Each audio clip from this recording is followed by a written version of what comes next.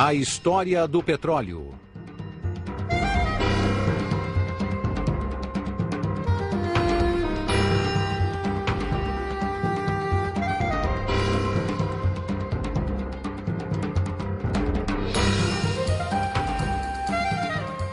Apenas 100 anos depois do início da civilização do automóvel, os especialistas alertam que o homem já queimou cerca de metade das reservas mundiais de petróleo, que a natureza levou milhões de anos para produzir.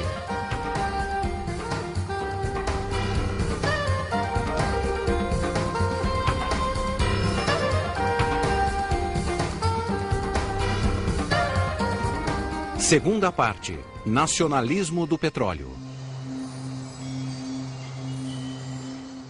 Durante o pós-guerra, problemas econômicos e políticos ocorreram entre o número cada vez maior de países industrializados que dependiam de petróleo e os países produtores do hemisfério sul, onde começaram os movimentos nacionalistas.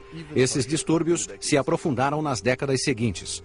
Nos Estados Unidos, que não precisaram se recuperar da guerra, a sociedade de consumo floresceu livremente.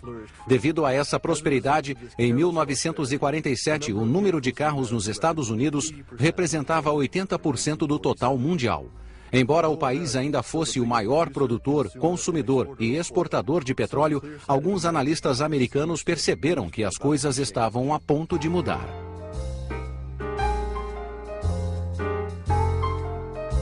It became clear that the demand for oil around the world was greater than the U.S. could supply.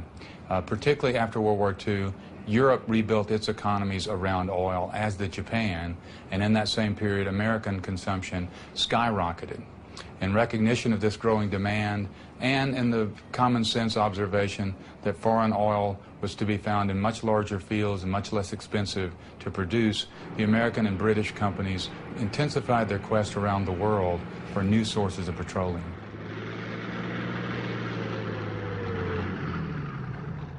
A mancha de petróleo aumenta. En 1945, il y a eu un rapport du département d'État américain sur justement le pétrole et surtout le pétrole du Moyen-Orient. C'était au moment où les compagnies pétrolières avaient fait de grandes découvertes, avaient commencé à réaliser que le Moyen-Orient est très riche en pétrole, alors que jusque-là, les États-Unis et la Russie étaient les grands pays producteurs de pétrole.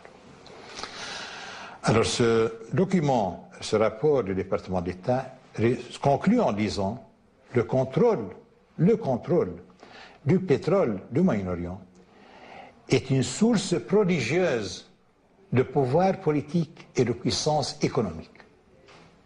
Citation. Ça n'a pas changé depuis. Em dezembro de 1945, essa vontade política concretizou-se na Conferência de Yalta, que marcou o destino do mundo nas décadas seguintes. O presidente Roosevelt, apesar de problemas de saúde, foi a Port Said para encontrar Abdel Aziz, que governava o Reino da Arábia Saudita. Nessa reunião, assinaram o acordo Petróleo para a Segurança.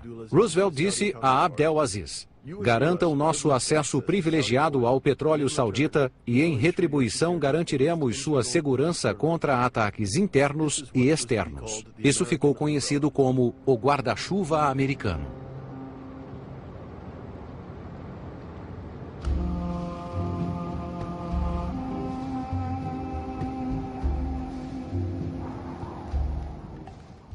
O prenúncio de uma aliança tão paradoxal entre um dos mais arcaicos países feudais da época e a democracia mais moderna e poderosa ocorreu cerca de 20 anos antes, quando Ibn Saud, apoiado pelo poder da espada e do Alcorão, reuniu várias tribos nômades e guerreiras e conquistou Meca para criar o Reino da Arábia Saudita. Há uma história relevante sobre os tempos heróicos da exploração do petróleo.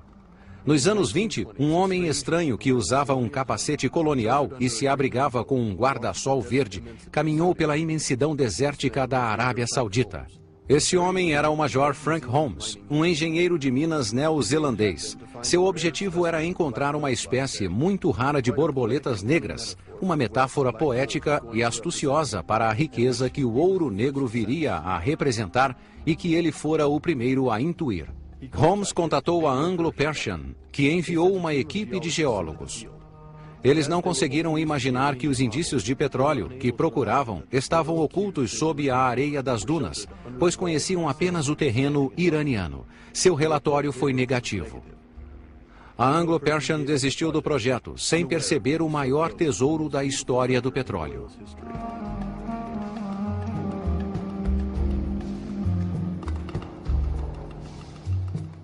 Os americanos mais pragmáticos que os ingleses tomaram posse desse tesouro.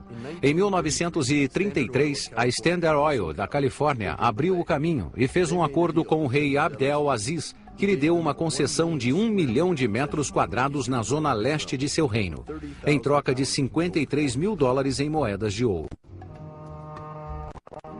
Em 1933, 2 geólogos e um intérprete cruzaram o deserto em um Ford, acompanhados por uma dezena de beduínos. Os primeiros anos foram decepcionantes, mas no final dos anos 30 houve descobertas muito promissoras, celebradas com grande pompa pelo rei Abdel Aziz. Isso marcou o início da fabulosa aventura do petróleo saudita.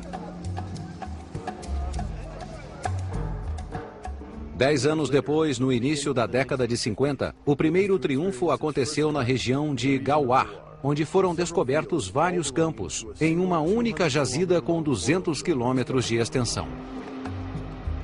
Essa enorme mancha de óleo com 2.250 quilômetros quadrados de superfície continua a ser a maior do mundo. Por causa dela, os geólogos disseram que a Arábia Saudita flutua em um oceano de petróleo. A Texaco e a Sokal não conseguiriam manejar tudo sozinhas e se associaram com a Mobil e a Standard Oil de Nova Jersey, a atual Exxon.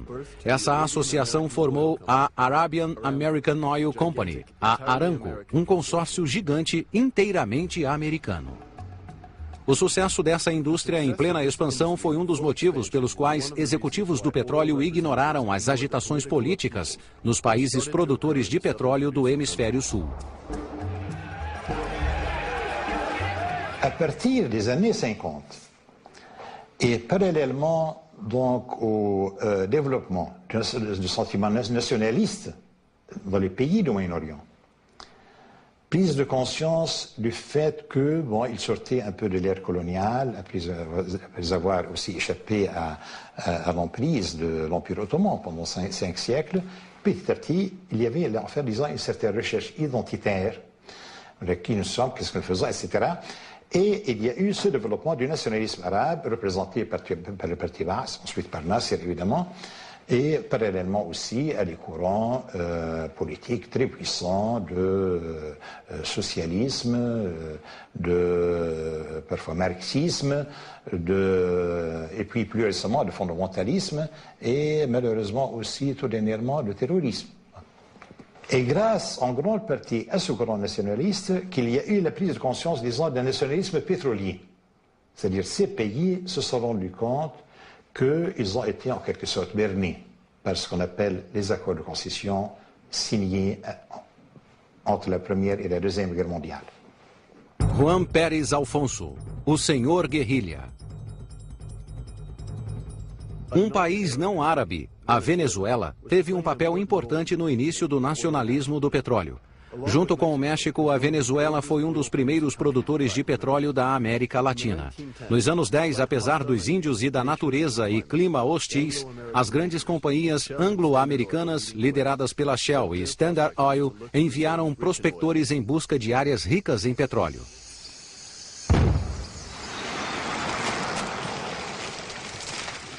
Depois de dificuldades iniciais, nos anos 20, houve uma descoberta após a outra, especialmente na bacia de Maracaibo.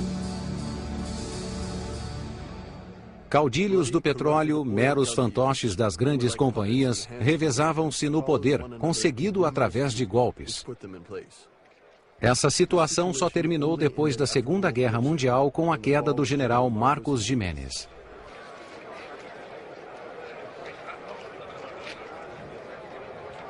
Venezuela livre. Nesse período, as grandes companhias ampliaram suas atividades na Venezuela, que se tornou o maior fornecedor de petróleo aos Estados Unidos.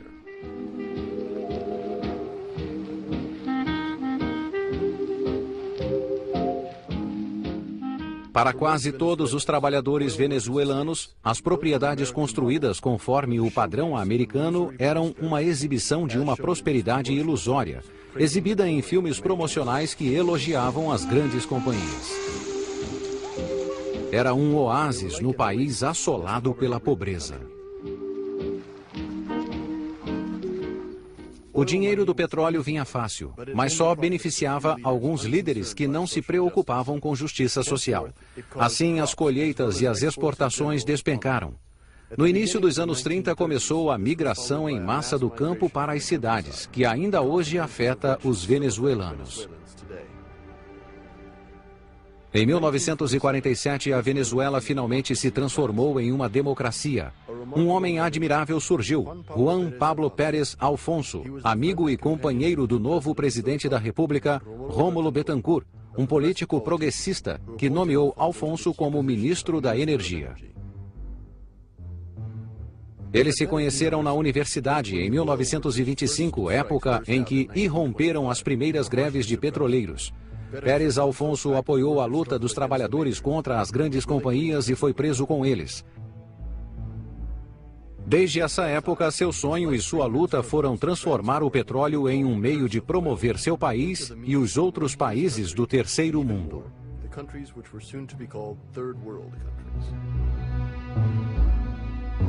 Porque parte de estos ajustes deberían distribuirse hacia el tercer mundo pobre, que podríamos decir en vez de no imaginar otro cuarto mundo. Pero lo que es fundamental en lo que yo digo es lo que no se ha hecho nunca, que es que darle una participación al tercer mundo como un derecho reconocido. Y entonces de esa forma estamos nosotros obteniendo un poder que no tenemos al encontrar apoyo en ese tercer mundo que vamos a favorecer para que nos apoye. Y al mismo tiempo también indirectamente nos introducimos en la economía de los países desarrollados, porque ellos van a ver sus pequeñas y medianas industrias que no hacen comercio con los países petroleros, que se les abren nuevos mercados en los países del tercer mundo. Devido a esses discursos, Pérez Alfonso era detestado pelas grandes companhias, que lhe deram o apelido de Senhor Guerrilha. Em 1948, um ano depois de se tornar ministro da Indústria, Pérez Alfonso obteve sua primeira vitória ao desafiar os antigos acordos de concessão impostos pelas grandes companhias, segundo os quais o Estado recebia apenas 10% do lucro do petróleo. Depois de duras negociações, Pérez Alfonso conseguiu um aumento, 50% em vez dos 10% anteriores, o famoso meio a meio.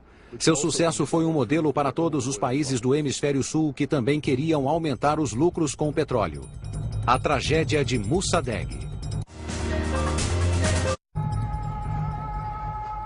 Em 1951, o Irã seguiu o exemplo da Venezuela e foi o primeiro país a se rebelar contra a onipotente Anglo-Iranian Oil Company, a antiga Anglo-Persian, atualmente British Petroleum, que havia transformado o país em uma colônia petrolífera desde o início do século XX. Nessa época, o Irã era uma monarquia constitucional governada pelo Shah Muhammad Reza, um jovem inexperiente e tímido, que sob pressão britânica havia sucedido ao pai em 1941. No início, houve um conflito social. Em março de 1951, quando a Anglo-Iranian recusou-se a ceder às exigências dos petroleiros, estes entraram em greve e paralisaram a região de Abadan, o enorme terminal de petróleo iraniano. A greve espalhou-se rapidamente pelo país.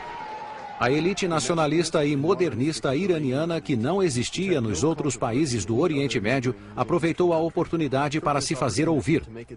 Era liderada por um carismático deputado de oposição, o Dr. Mossadegh. Ele fora médico e seus talentos de oratória eram bem conhecidos por seus colegas na Assembleia Nacional. Nesse período de agitação e confronto, provocados pela rigidez das grandes companhias diante das exigências dos trabalhadores, o governo conservador foi forçado a renunciar. Em 26 de abril de 1951, o parlamento convidou o Dr. Mossadegh para formar um novo governo.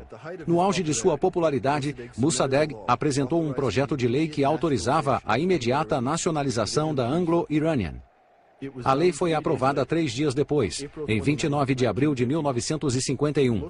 Mossadegh declarou: "O objetivo dessa nacionalização é trazer felicidade e prosperidade a nosso povo e garantir a paz no mundo."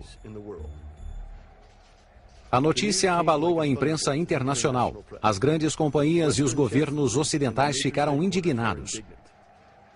Será que Mossadegh era tão louco a ponto de atacar os interesses da sacrossanta Anglo-Iranian?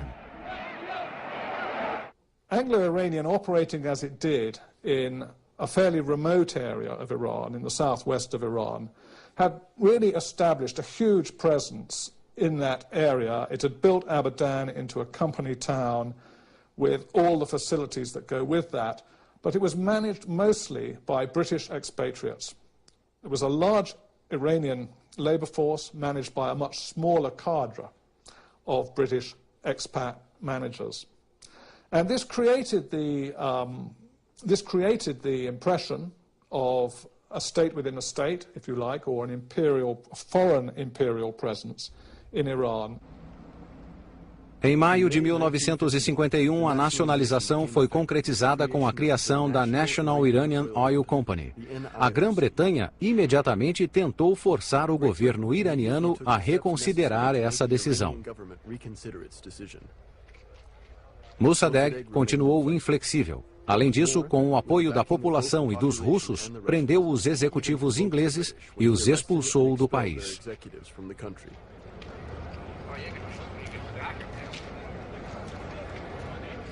Como o Irã não tinha uma elite local de petróleo, essa decisão foi catastrófica para o futuro da nova empresa nacional. Buscando uma solução para a crise, os ingleses levaram a questão ao Tribunal de Justiça Internacional de Haia, que legitimou a petição inglesa. Mossadegh, apoiado por Moscou, contestou a decisão, afirmando que essa era uma questão interna do Irã, que não dizia respeito às autoridades internacionais. Os americanos envolveram-se na discussão, pensando em seus próprios interesses.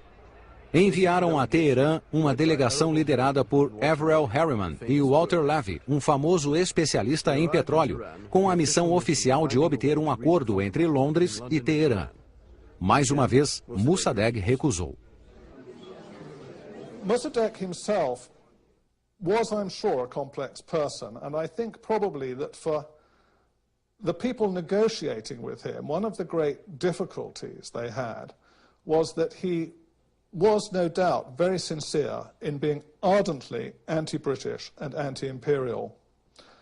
But that made it very, very difficult for him ever to come to an agreement with the British over the nationalization of Anglo-Iranian, because once he reached an agreement, which was really realistically bound to involve an element, at least, of compromise, in a sense he would have agreed with the enemy with which he could never agree.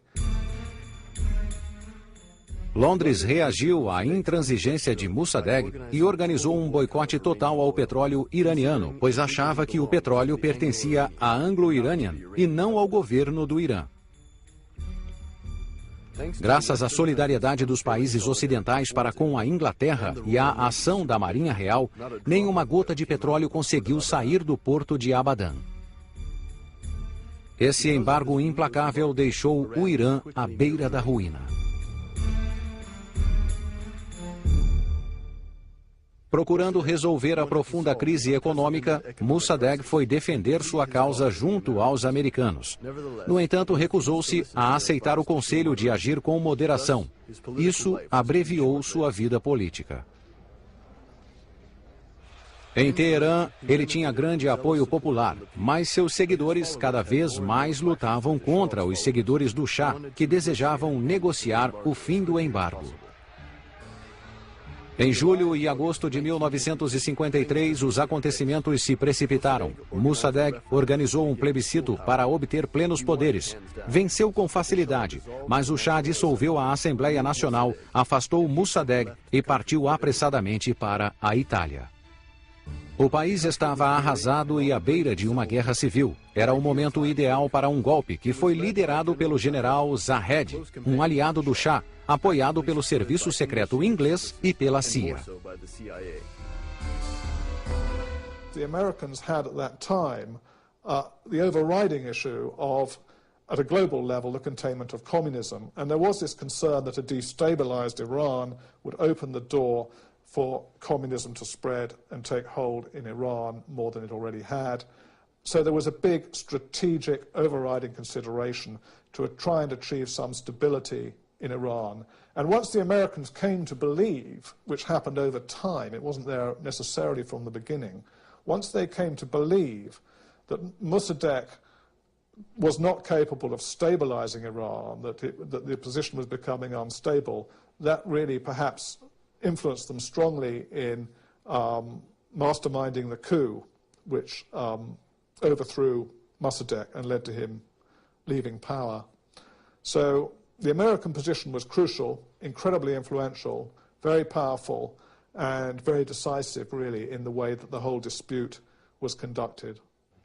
Mossadegh foi deposto e colocado em prisão domiciliar. A ordem foi brutalmente restaurada e o Shah voltou de seu curto exílio com o apoio dos americanos. Eles se aproveitaram de sua posição dominante para reorganizar o setor petrolífero. O presidente dos Estados Unidos, o famoso general Eisenhower, foi recebido em Teherã com grande pompa.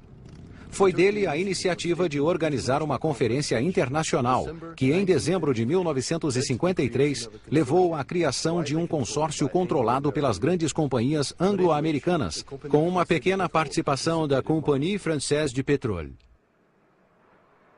Nos anos seguintes, o setor petrolífero iraniano teve um enorme desenvolvimento. O antigo domínio britânico havia terminado. Até a queda do Shah em 1979, o Irã foi controlado pelos americanos.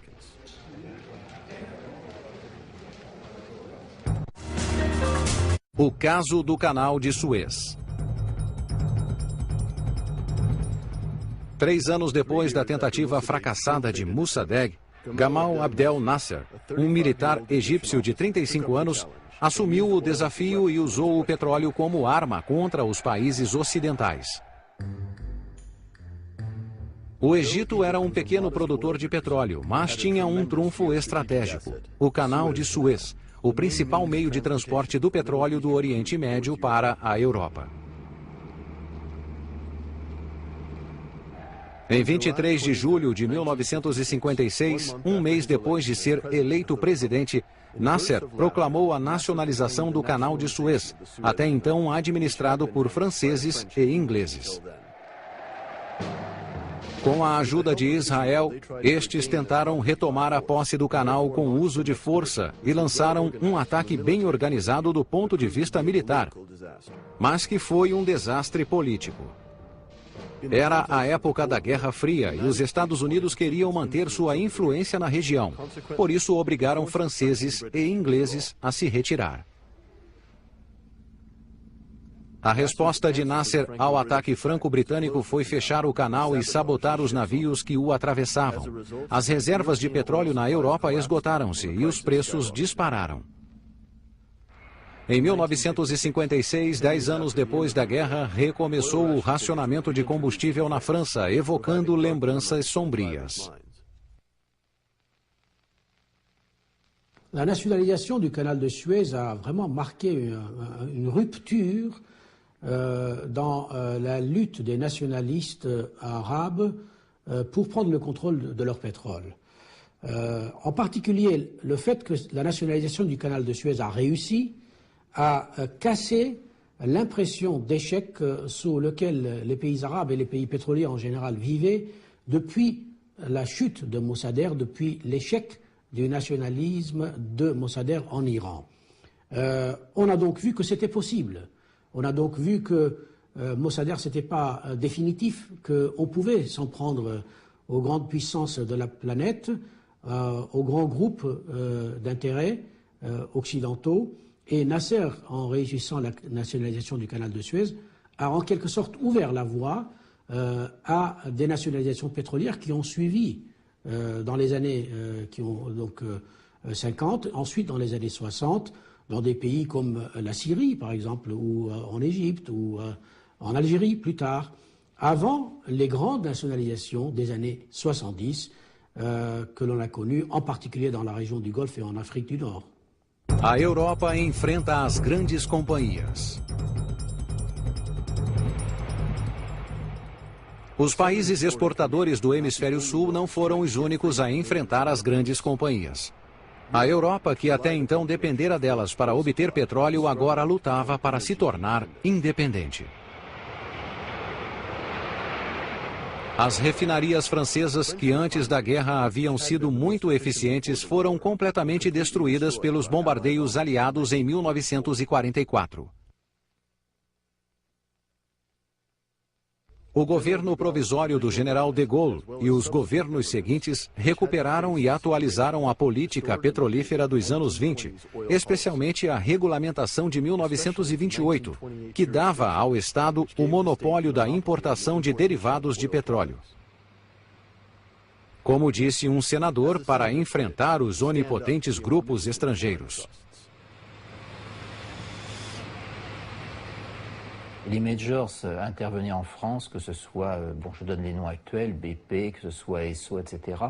Elles intervenaient pour le raffinage, elles étaient très bien implantées, elles avaient des réseaux de distribution, et puis surtout, elles étaient un lobby, elles avaient des moyens de pression énormes, ce qui fait que d'où la nécessité pour la France d'avoir des contre-pouvoirs et de ne pas tomber sous la coupe de ces majors qui avaient une réputation qui n'était pas très bonne dès l'entre-deux-guerres, et ça ne s'est pas arrangé après-guerre. Depois da guerra, tomaram-se medidas para combater o lobby do petróleo anglo-americano. O capital da antiga Compagnie Française de Pétrole, a antecessora da ELF Aquitaine, foi aumentado e a reconstrução das refinarias transformou-se em um dever nacional. L'originalité, en conclusion, de cette politique française du pétrole, c'est qu'elle est à la fois dirigiste, il y avait des initiatives de l'État, et elle est aussi libérale. C'est ce mélange de dirigisme et de libéralisme qui donne une certaine cohérence et qui fait que la politique française est différente, originale, et qu'elle défend la recherche d'un but très précis, c'est-à-dire l'indépendance du pays et se détacher de la suggestion vis-à-vis des grands majors, des grandes sociétés internationales. Um país vizinho, a Itália, na década seguinte à guerra, passou por uma expansão econômica graças à alta qualidade da indústria automobilística e à criação de uma indústria petrolífera estatal. Sua história foi marcada pela personalidade apaixonada de Enrico Mattei, um homem com um destino trágico.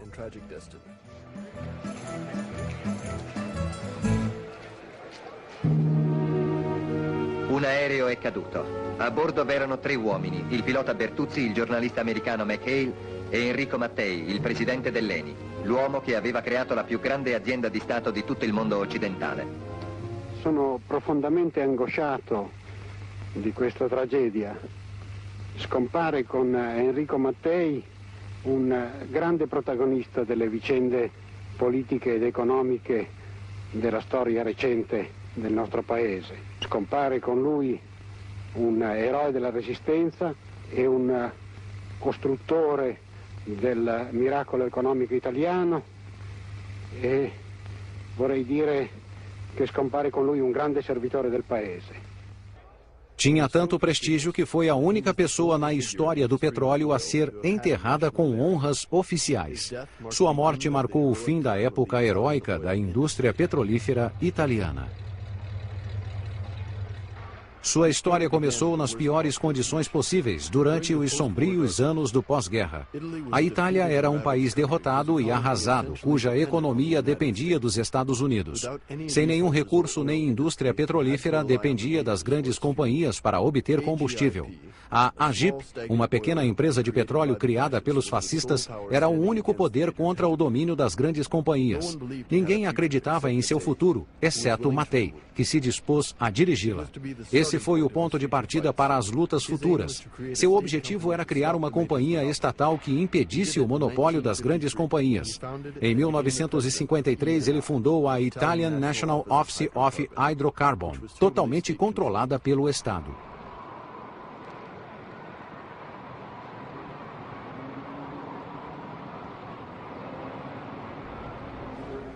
Logo, ao assumir a presidência da empresa, expôs seus planos nacionalizando um depósito de gás no norte do país. Os Estados Unidos perceberam o risco da situação. Através da embaixadora Lucy Buss, tentaram impedir a nacionalização, alegando a livre concorrência. Mattei aproveitou sua influência na democracia cristã e seu prestígio como antifascista para aprovar uma lei impedindo que a Itália ficasse na mão das grandes companhias anglo-americanas. Isso deixou o caminho livre para a ação de Mattei. Nos anos seguintes, foram enviadas equipes para encontrar novos campos de petróleo nos países do Hemisfério Sul a fim de que a Itália obtivesse um suprimento independente. Mattei era um humanista cristão que continuou fiel à sua origem modesta.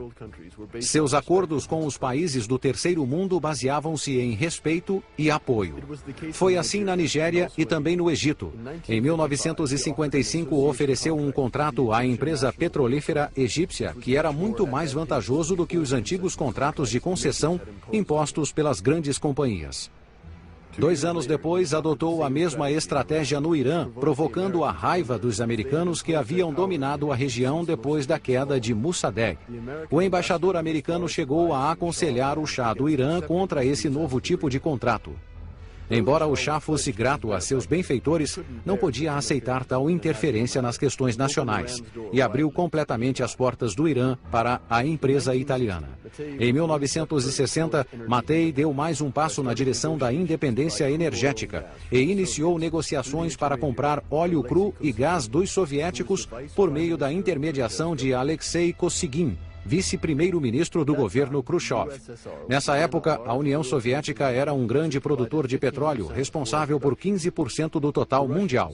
Os soviéticos, felizes por vender seus estoques e entrar no mercado ocidental, propuseram contratos bastante vantajosos. Em meio à Guerra Fria, os americanos sentiram-se duplamente traídos, considerando que Mattei havia traído o mundo livre ao comerciar com os comunistas e por praticar concorrência desleal contra as grandes companhias, ao comprar produtos brutos em vez de refinados, como era regra na época. No entanto, isso concretizava o sonho de Mattei: criar uma indústria petroquímica e de refino para a Itália, com os técnicos mais eficientes da Europa. Precisou de menos de 10 anos para obter esse milagre em estilo italiano. Ao enfrentar as grandes companhias, Mattei estabeleceu as bases da grande mudança que ocorreu no mundo do petróleo a partir dos anos 60. O início da OPEP.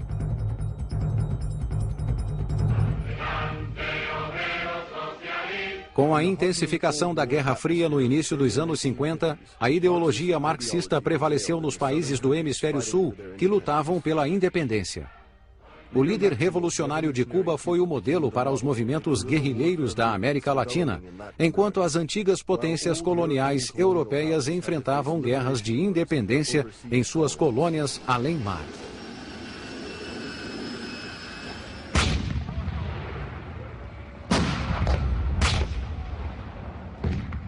Os líderes de 24 países africanos e asiáticos, os países não alinhados, reuniram-se na Conferência de 1955 em Bandung. Sua vontade política para lutar pela determinação e pelo controle de sua economia fortaleceu-se. Em um contexto internacional tão explosivo, a Shell e a British Petroleum foram rapidamente seguidas pelas outras grandes companhias ao decidirem reduzir em 9% os preços de compra do petróleo, já baixos por causa da superprodução. Essa decisão provocou a ira dos países produtores de petróleo no Hemisfério Sul, pois o petróleo era sua principal fonte de divisas. Dois homens lideraram a luta, que pouco a pouco solapou o poder das grandes companhias. Esses homens foram Pérez Alfonso, o ministro da Energia da Venezuela, muito respeitado pelos líderes dos países árabes, e seu colega saudita Abdallah Tariq, um nacionalista radical que os americanos chamavam de Sheik Vermelho. Tariqi et Pérez Alfonso sont tout de suite tombés d'accord sur un objectif majeur, à savoir, il ne faut plus que le prix du pétrole baisse. Par contre, la part des pays producteurs dans les revenus de ce pétrole doit augmenter parce qu'elle est injustement réduite. À partir de ces objectifs très clairs, un message a été lancé lors du premier congrès arabe du pétrole qui s'est tenu au Caire et auquel Pérez Alfonso s'est invité de lui-même, bien qu'il soit vénézuélien et donc non arabe. Lors de ce congrès et en marge de ce congrès, des réunions secrètes ont eu lieu. Pourquoi secrètes? Parce que il faut se placer dans la mentalité des pays de l'époque. Ils avaient peur des pays occidentaux, ils avaient peur de l'emprise des compagnies pétrolières occidentales qui étaient fortement représentées dans les coulisses de ce congrès, qui surveillaient les rencontres entre représentants des différents États. Donc ces deux hommes ont organisé des réunions secrètes auxquelles ont participé également des Irakiens, des Koweïtiens, etc. Et c'est là qu'ils ont décidé de conclure un pacte, ce qu'on a appelé le pacte de Mahadi, du nom du lieu où ce pacte a été conclu dans une station balnéaire en fait en Égypte.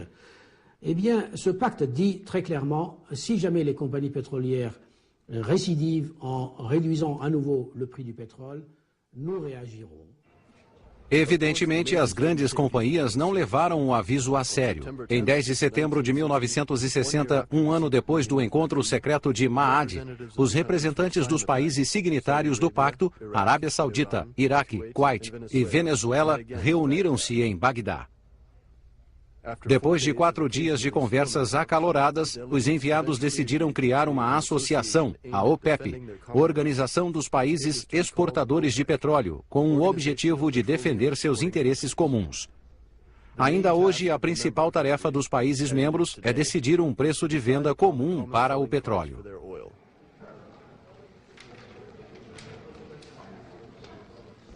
Nos países ocidentais, a criação da OPEP foi ignorada, ridicularizada ou alvo de ceticismo. O Washington Post escreveu que a OPEP era um briguento conglomerado de emirados, jóqueis de camelo e repúblicas de banana. O setor petrolífero previu que a OPEP duraria apenas alguns meses. No entanto, mais de 40 anos depois de sua criação, a OPEP ainda é uma das principais forças no cenário internacional de petróleo.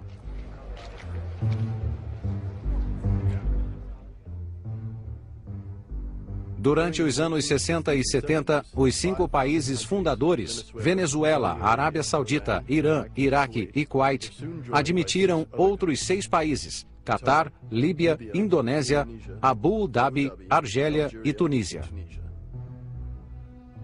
Os 11 dominavam o mercado. Juntos, eram responsáveis por 54% da produção mundial, 70% das reservas conhecidas e 85% das exportações. Apesar da incrível força da OPEP na economia mundial, ela não conseguiu livrar-se do poder das grandes companhias durante os 10 primeiros anos de sua existência. Devido ao domínio das grandes companhias, Pérez Alfonso e Abdallah Tariq, os dois fundadores da OPEP, pagaram caro por seu espírito de independência. Tariq foi o primeiro em 1962. Tariq, who had a reputation of being anti-American. And one of the reasons he had that reputation is that he wanted to get a higher proportion of the economic value of the oil for his own country. He was a radical, and I'm not sure what role we played in getting him fired, but he was ultimately removed from the position. And Zeki Yamani, who was at least as intelligent as his predecessor, and far, far, far smoother than Tariqi, took over as oil minister. Sheikh Yamani, um homem sempre sorridente, era advogado e um diplomata astuto. Por 20 anos foi uma das principais figuras da OPEP. I always believe in evolution. I don't believe in revolution. And then you cannot nationalize the price of oil just like this unless you have the manpower and the expertise and the ability to do it. We did not have that. So I wanted to have a gradual ownership in our oil resources. Em 1963, apenas um ano depois da queda de Tariq, Pérez Alfonso renunciou, desapontado ao ver a OPEP, que em sua opinião deveria voltar-se para a emancipação do terceiro mundo, ser tomada por mesquinharias e tramas de poder. Daí em diante, Alfonso decidiu agir fora da OPEP, lutando pelo meio ambiente e por maior eficiência energética. Nacionalismo do petróleo.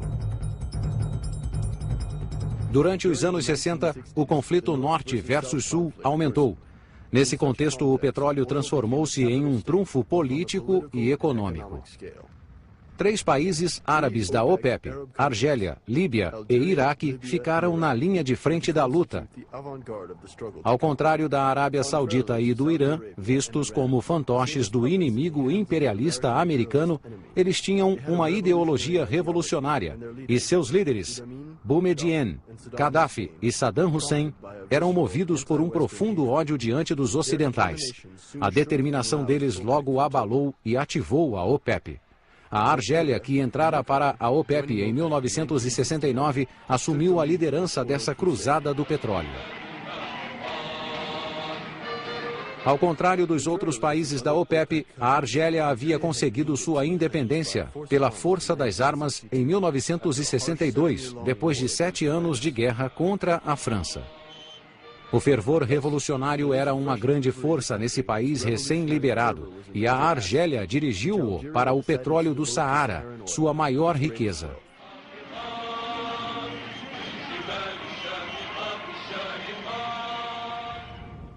A aventura petrolífera argelina começara 10 anos antes, em 1952, quando o país ainda era uma colônia francesa.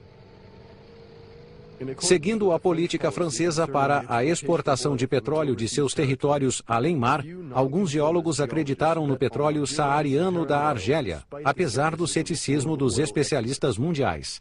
As condições climáticas eram extremas e a área, maior que a França, era deserta, sem infraestrutura de transportes nem instalações de moradia. Depois de 4 anos infrutíferos, o sucesso foi alcançado em 16 de junho de 1956. O petróleo jorrou de uma perfuração de 3.000 metros em Hassi Messaoud. O depósito de gás de Hassi R'Mel foi descoberto logo depois.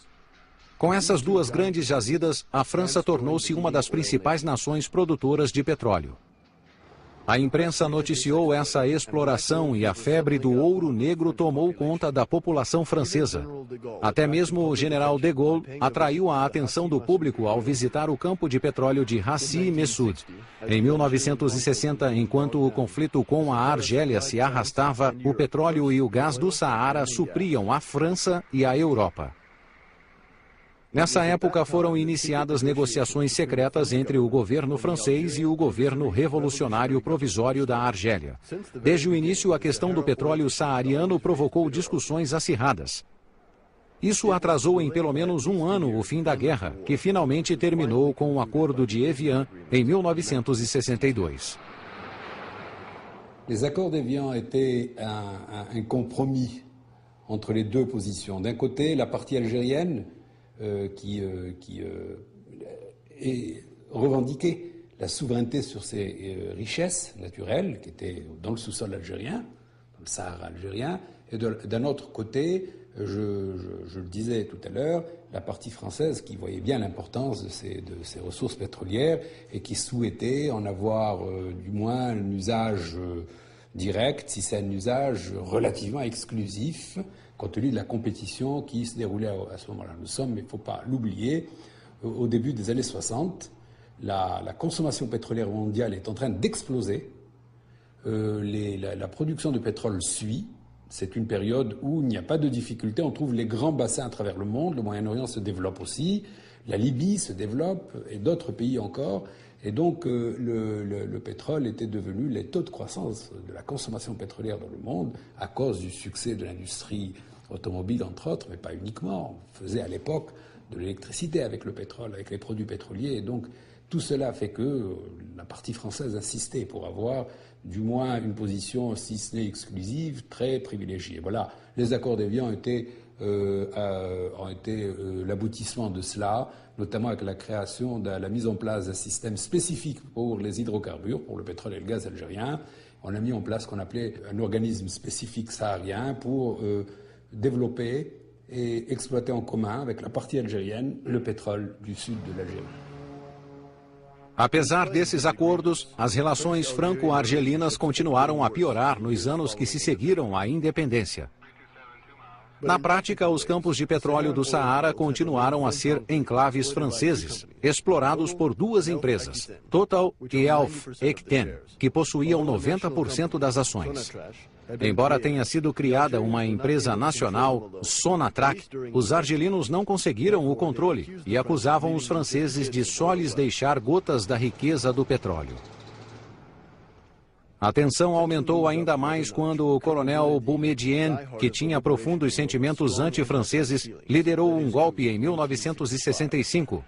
A ameaça de nacionalização das empresas francesas tinha mais credibilidade.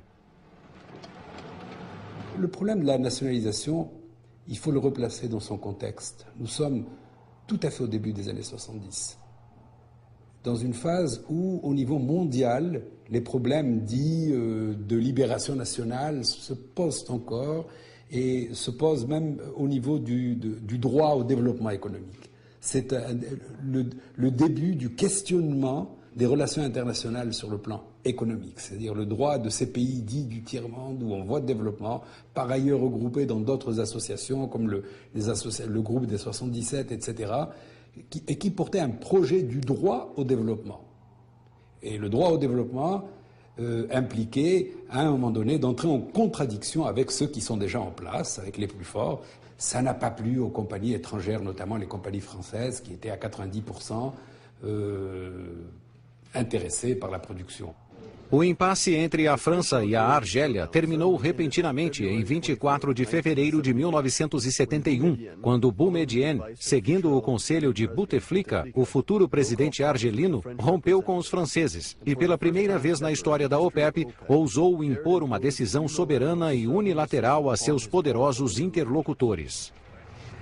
يسرني أن أعلن وبصفة رسمية باسم الحكومة باسم مجلس الثورة والحكومة أنه ابتداء من اليوم قررنا باش ناخذ 51% من الشركات البترولية الفرنسية.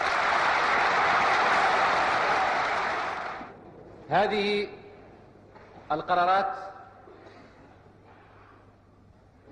اللي كنت أنوي الإعلان عليها باسم مجلس الثورة وباسم الحكومة وباسم الشعب الجزائري بهذه المناسبة.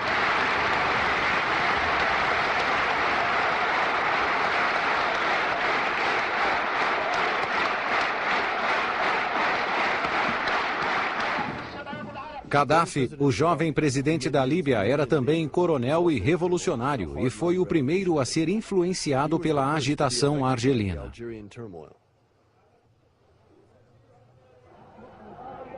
Tinha apenas 31 anos ao tomar o poder depois de derrubar com um golpe militar o idoso rei Idris em setembro de 1969.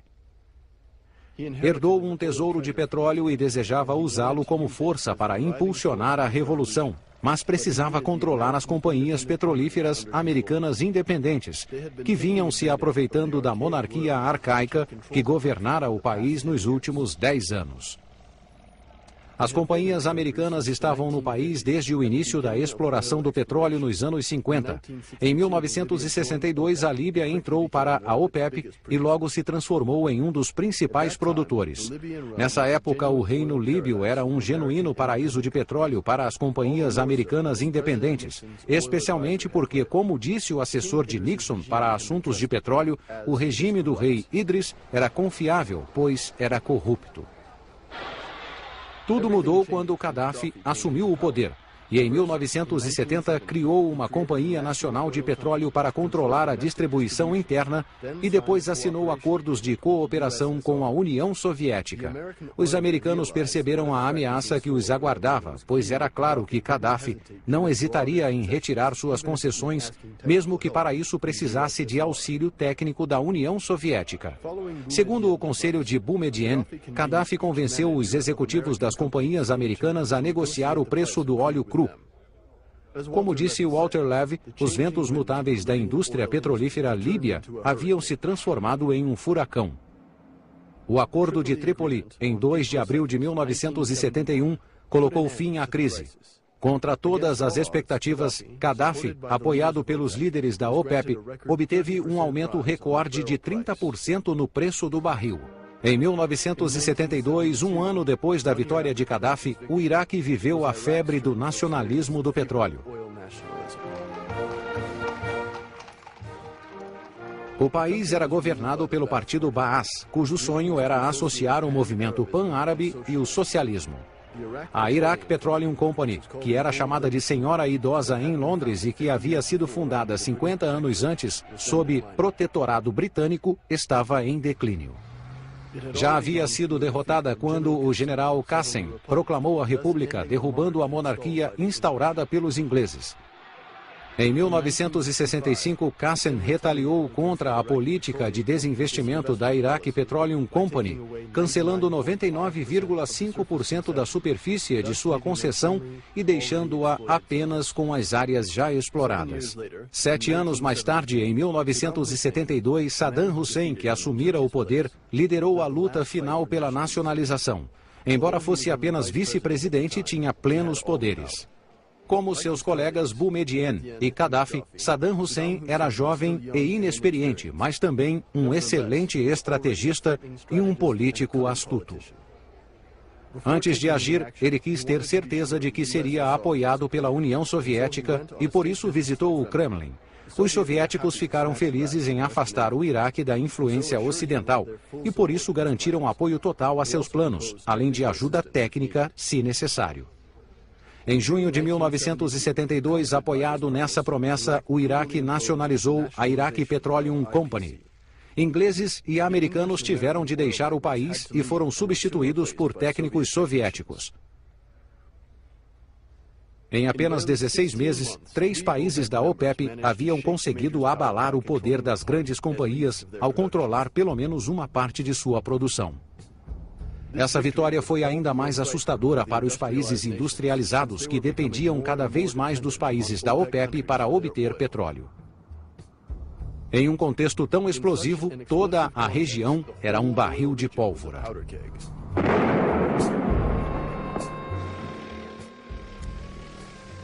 Um ano depois, a Guerra do Yom Kippur desencadeou a primeira crise do petróleo.